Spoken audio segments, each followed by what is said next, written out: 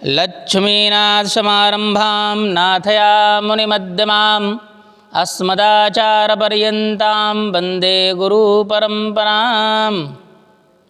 ध्यानमूलं गुरुमूर्ति पूजामूलं गुरुपदं मन्त्रमूलं गुरुवाक्यं मोक्षमूलं गुरुकृपा। गुरुर्ब्रह्मा गुरुर्विष्णु गुरुर्देवो महेश्वरा गुरु साक्षात् परब्रह्म तस्मै श्री गुरुवे नमः। श्रीमन्नारायण नारायण नारायण भजमन्नारायण नारायण नारायण श्रीमन्नारायण नारायण नारायण। लक्ष्मी नारायण भगवान की जय। वृंदावन बिहारी लाल की जय। राजा रामचंद्र भगवान की जय। आज जो है शुभ तिथि मार्गशीर्ष मास कृष्ण पक्ष नवमी तिथि और दिन गुरुवार है। आज की कथा का हम लोग श्रवण जो है भाइयों के साथ भगवान श्री राम जो हैं अपने बैकुंठ वास को जाते हैं, बैकुंठ धाम को चले जाते हैं। इसकी कथा का कुछ अंश जो है वो श्रवण करेंगे। तो आइए अब हम लोग कथा की ओर बढ़ते हैं। तदंतर में रात्रि बीतने पर प्रातःकाल जब हुई तब विशाल वक्षस्थल से सुशोभित महायशस्वी कमल नयन श्री रामचंद्र जी पुरोहित से बोले कि मेरे अग्निहोत्र की प्रज्वलित आग ब्राह्मणों के साथ आगे आगे चलें। लंबे मार्ग की इस यात्रा के समय मेरे वाजपेयी यज्ञ का सुंदर छत्र भी चलना चाहिए। तत्पश्चात तेजस्वी वशिष्ठ मुनि ने महाप्रस्थान काल के लिए उचित समस्त धार्मिक क्रियाओं का विधिपूर्वक अनुष्ठान किया। फिर भगवान श्री राम सूक्ष्म वस्त्र धारण किए, दोनों हाथों में कुश लेकर वेद मंत्रों का उच्चारण करते हुए सरयू नदी के तट की ओर चल पड़े। उस समय वे वेद पाठ के सिवा किसी से भी कोई बात नहीं करते थे। चलने के अतिरिक्त उनमें और कोई चेष्टा दिखाई नहीं देती थी तथा वे लौकिक मुख का परित्याग करके दीप्यमान सूर्य की भांति घर से निकलकर सरयू के पथ पर आगे बढ़ रहे थे। भगवान के दाहिने भाग में पद्मा नाम से प्रसिद्ध श्री देवी और बाएं भाग में भूदेवी विद्यमान थीं तथा श्री राम की संहार शक्ति उनके आगे आगे चल रही थीं, अर्थात सीता जी आगे आगे चल रही थीं। नाना प्रकार के बाण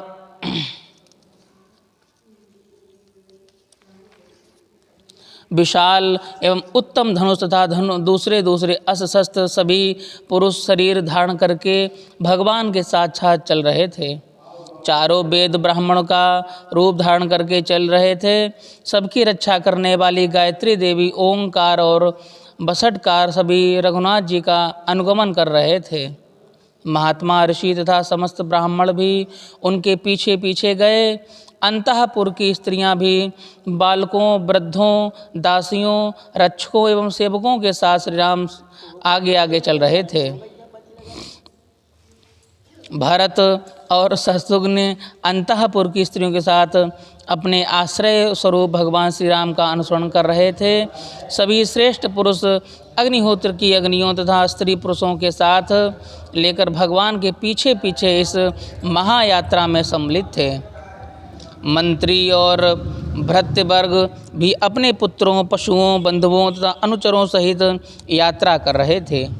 प्रजा वर्ग के सब लोग रघुनाथ जी के गुणों पर मुग्ध होते थे, अतः वे भी स्त्री पुरुष पशु पक्षी तथा बंधु बांधवों सहित श्री राम के अनुगामी थे।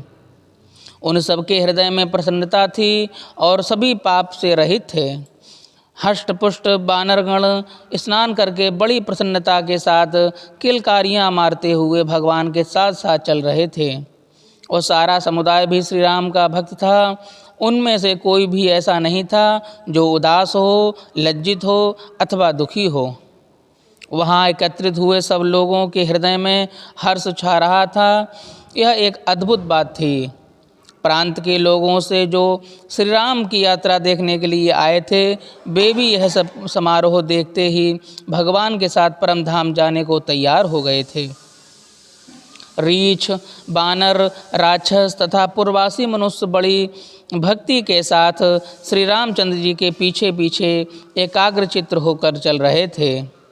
चराचर प्राणियों में से भी जिन्होंने भगवान को जाते देखा वे उनके साथ हो लिए। पशु पक्षी आदि कोई भी बाकी न रहा। उस समय अयोध्या में सांस लेने वाला कोई छोटे से छोटा प्राणी भी नहीं रह गया था। अयोध्या से 1.5 योजन दूर भगवान ने पश्चिमी मुख से पुख्यशिला सरयू का दर्शन किया। उसमें सब ओर भंवरें उठ रही थीं। वहाँ इधर उधर घूम फिरकर भगवान श्री राम प्रजा वर्ग के साथ एक उत्तम स्थान पर आए।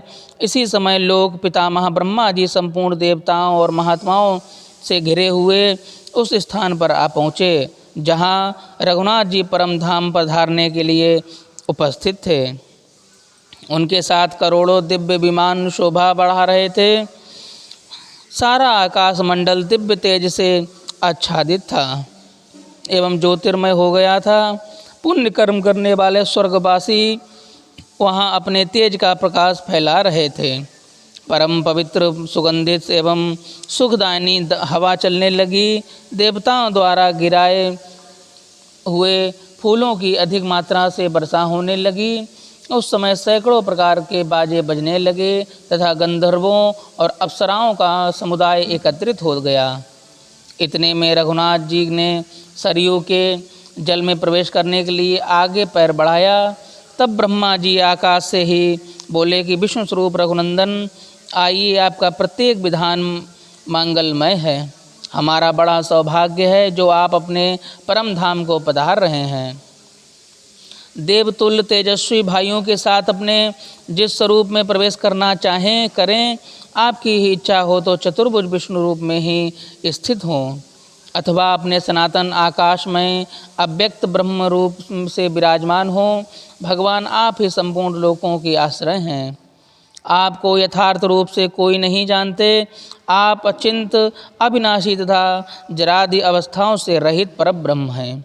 ब्रह्मा जी के ऐसे वचन सुनकर परम बुद्धिमान रघुनाथ जी ने कुछ निश्चय करके भाइयों के साथ शरीर सहित अपने वैष्णव तेज में प्रवेश किया। फिर तो इंद्र और अग्नि आदि संपूर्ण देवता, साध्य और मरुदगण भी विष्णु रूप में स्थित हुए भगवान श्री राम की स्तुति करने लगे।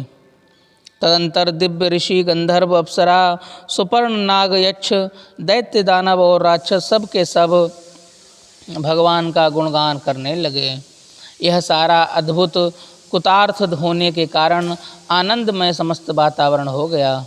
इसके पश्चात में विष्णु रूप में विराजमान महातेजस्वी श्री राम ब्रह्मा जी से कहते हैं, सुब्रत, इस संपूर्ण जन समुदाय को भी आप उत्तम लोक प्रदान करें। ये सब लोग स्नेह बस मेरे पीछे आए हैं। ये सब के सब यशस्वी और मेरे भक्त हैं। इन्होंने मेरे लिए लौकिक सुखों का परित्याग कर दिया है, अतः ये सर्वदा मेरे अनुग्रह पात्र हैं। भगवान विष्णु के परम वचन सुनकर जगत गुरु ब्रह्मा जी बोले, प्रभु, यहाँ एकत्रित हुए सब लोग संतानक नामक लोक में जाएंगे तथा और प्राणी भी जो सब पदार्थों में भक्तिपूर्वक आपका ही चिंतन करते हुए प्राण त्याग करेंगे, वे इन संतानक लोकों में ही जाएंगे। वे लोग ब्रह्मा जी से भी ऊपर है। यह लोक जो है वह ब्रह्मा लोक से भी यानी अर्थात ब्रह्म लोक से भी ऊपर है तथा उनमें ब्रह्म धाम से भी सभी गुण वर्तमान हैं। तत्पश्चात बानर और भालू जिस जिस देवता से प्रकट हुए थे उसी के स्वरूप को प्राप्त हो गए हैं। सुग्रीव ने सूर्यमंडल में प्रवेश किया। इस प्रकार सब देवताओं को देखते देखते रीछ और बानर अपने अपने पिता के स्वरूप में मिल गए। उस समय जो सरयू के गोप्रात घाट पर, सरयू नदी के गोप्रतार घाट पर आए थे, उन सब ने आनंद के आंसू बहाते हुए सरयू के जल में डुबकी लगाई। फिर सभी प्राण और मनुष्य शरीर का त्याग करके दिव्य विमान पर आरूढ़ होकर जा बैठे।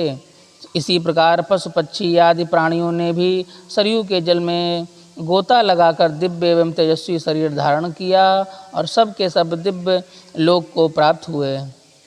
स्थावर और जंघव सभी तरह के प्राणी सरयू के जल में स्नान करके देवलोक में जा पहुँचे।